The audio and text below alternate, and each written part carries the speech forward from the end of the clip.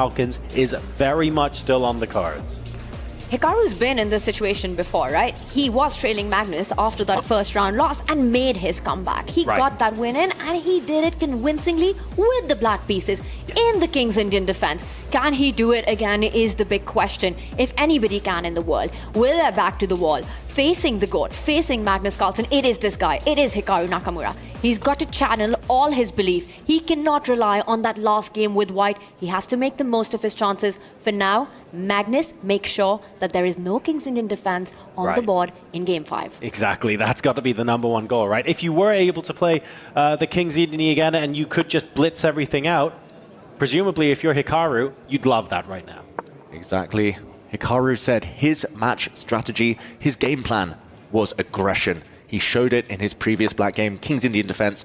Let's face it, crushed Magnus Carlsen. But will he be crushing his key come the end of the day? That depends on the next 2 games. It's the 4 knights variation here. The 4 knights Spanish with the bishops coming out, mimicking each other. Game of copycat so far. We'll see both sides castle. And Magnus, he tends to use this variation, at least he used it recently at the Norway Chess Super Tournament, if he wants a draw. Knight takes pawn now, and this game could fizzle out very quickly. Is this Magnus Carlsen saying to Hikaru, I'm going to bank this half point, I'm going to get so close to my goal, you have to win the next one on demand? Magnus just took a big lesson from that last loss. Don't go into Hikaru Nakamura's territory, don't allow him those complex battles where tactics are all across the board. Right. I mean, Hikaru just had a crushing performance in that game with black. This one, none of that will happen. Look at the pawn formation. Absolutely identical on both sides of the board. Opposite color bishop as well. We're going to be seeing a lot of trades on those 2 open lines at the center. Magnus is happy to take this, navigate this to the draw, and he's saying, Hikaru, you'll play white next one. Let's see what you've got. Yeah, there's a bit of respect going on here. Not wanting anything untoward to happen, recognizing that Hikaru is perfectly capable of causing him those sort of problems. At the same time, though, because of the scoreboard pressure, not only can he afford to do this, it's a bit aggressive as well. I don't need anything to happen. You're the one that needs something to happen. Go on, show me. Yeah, and until this last couple of moves, the queen trade now, this is how I played chess as a youngster, copycat chess. And the black rook is about to slide across, all the rooks will disappear, just minor pieces left, opposite color bishops. That is all the ingredients for a draw. Wow, sprinting out here in Game 5, Magnus Carlsen, he wants this one to be over. He wants to save his energy for the all-important final clash, Game 6. And I think I know what you wanted to point out. Just a few moves ago, the position completely mirroring, Black's pieces placed exactly as Magnus's was.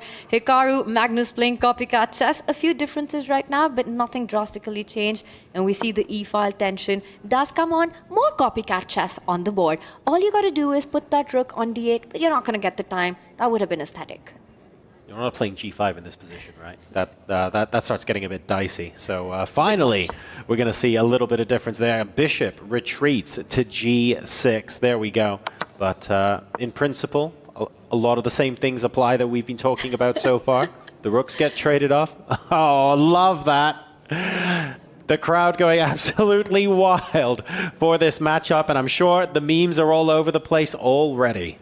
Yeah, nice to see a real mixture out there in the arena. A couple of people holding up goat signs there. I'm assuming that's for Magnus. Might be for Hikaru, but also some falcon signs. Yes. And yeah, clear that support is split. When you're playing the GOAT, you got to be a bird of prey. And that is Hikaru Nakamura right now for Team Falcons, but he needs that win to come back into this match. And look at what he's doing. He's making sure that Magnus doesn't get that final rook trade in from e1. Right. So he does keep the game alive, but not a real chance to fight for a lot here. Yeah, it's always difficult, these positions, especially when the opponent is so set on a draw. How much risk do you take? You're always caught in 2 minds with black, especially. I'm talking from Hikaru's point of view here. If you push too hard, you lose this game, you're done, you're out. If you agree to the draw, if you just calmly guide the game towards simplifications, more trades, a draw, fine. But you have to win with white in the last one. How much energy do you expend? That's the big question. But I loved it. Those signs that our audience was very energetic, and thereby them having the GOAT on. There was this time in the chess world where Magnus and Hikaru's fans, they were quite divided. You could be one or the other. If you liked Magnus Carlsen, you couldn't like Hikaru, and the other way around. Hikaru fan, do not like Magnus Carlsen. But I think now, today, in the chess world, there's so much respect for both these players, and even between these two for each other, who've continuously pushed each other to their limits. Look, I'll say it. It's difficult to like one and not the other, frankly. They've both accomplished so much. They're both have a really good relationship off the board. They have so much respect for each other. And frankly, when they meme off each other, it's just so much fun. Like, you absolutely love to see it, right? So right now, we're seeing their competitive, over-the-board nature, and that's very important, of course. This is crunch time at the Esports World Cup. But frankly, these two players, absolutely phenomenal. You know that reaction from Magnus right now? Slightly surprised with knight c4. I think he was expecting Hikaru to just go rook e8 and repeat the position, handshakes, let's take it to the final game. But Hikaru says, not so quick. Yeah, I love this last move from Hikaru. It does show that he's willing to test Magnus Carlsen, at least ask a couple of questions before the draw might be agreed. If Magnus isn't careful here, there are some pawns threatened. The black bishop wants to capture on d3. The black knight is hitting a pawn on the b2 square. He's even sacrificing a pawn, Hikaru Nakamura. But let's show what happens if Magnus does take this pawn on c7. The black rook will move, saving itself. The white bishop hit. If it retreats, moves wherever. Bishop takes knight, boom. And the knight takes on b2. Black wins a pawn due to the fact that knight to d3, whether it captures a pawn or not, will be a fork, hitting the white king, hitting the white rook.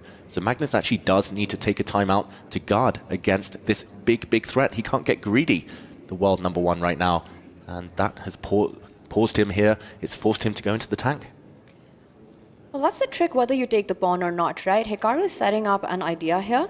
And Magnus, he's not suddenly feeling as comfortable as he was looking on camera earlier. One of the natural moves that come to mind here would be to push that b pawn forward, b3, but then you're already calculating what actually happens if Hikaru, regardless, goes for the trade, and I believe b3 is on the board. Will Hikaru create an imbalance in this very balanced endgame? Bishop takes knight, and get your knight into Magnus's territory to threaten those forks, the idea of knight takes pawn via b2. Yeah, I think he has to try. Just you don't want to retreat the knight and just admit a bit of a psychological blow there. You lose 2 tempi. There we go. He does jump in. This idea we did highlight a moment ago. He doesn't capture a pawn in the process, but he's going to win the d3 pawn. The white king or rook have to get out the way of this fork now. I'm expecting the white king to move, but the white rook also could enter the 7th rank. Magnus with a couple of questions. It's not as dead drawn as we were predicting. Yeah, we've got some very interesting questions to be asked. Counter aggression here by the looks of things. Rook coming into e7, king getting out of the way via g3. And those moves happen very, very quickly. We just have to point out, Hikaru's gone down a line that's likely to end in a draw now. But Hikaru, we blitzed past it. He had a very strong opportunity. If we just rewind, he could have given a check from the other direction. Knight to d1 check. And if the white king moves, knight takes pawn. Now the white rook cannot take on c7, for example, as there would be a nasty fork in the air. Ooh. It's a 3-4 move variation, but this was a missed opportunity for Hikaru, and instead, looking back at the game now, it looks like hungry hippos, the players just munching on each other's pawns, and the game likely to now end in a draw. I don't think either player realized what they just missed. You know, you pick up the pawn that's hanging, but there's, hey, another one there on the board. And for Hikaru, he's absolutely not aware of this. No. I mean, you could tell, because if either Magnus or Hikaru were aware of it, we'd be seeing the heads shaking. We'd visibly see the frustration. Maybe yeah, the head smash. Exactly. Missed opportunities. Even Carlsen, when he misses an opportunity, even if he's winning, if he spots he played a bad move, 2 moves later, you can see the frustration on his face. There's none of that right now. I don't think either player saw it. Wow, and it does show they are mortal. They are human, these two players, despite how fantastic and consistent their results are. I'm going to say one small word of caution. Hikaru is the one who has to be a bit on alert here, just because his pawns are split. There we go, he pushes one forward. He's going to try and trade off the whole of the queen side, the whole of the left flank. White's king is slightly more advanced than the black king as well, so Magnus is the only one who can win this endgame, but ultimately, with correct defense, should be level now. And the good point is that the clocks are level as well. So Magnus will not be able to play on that time advantage, because these endgames, you know, you're down to that minute, 2 minutes on the clock, the pressure builds up, you keep holding it until you can't against Magnus Carlsen. We've seen that storyline, but I think this one, a player like Hikaru, he's got this. He does go on the attack, puts pressure on the b3 pawn, and I think we might see even more trades rook takes pawn, but something annoys Hikaru. Do get a little bit worried sometimes, though, because you're right. You can keep piling the pressure on, especially when your opponent doesn't have very much time on the clock. I feel like, especially in classical chess, Carlsen can do that when his opponent still has an hour on the clock.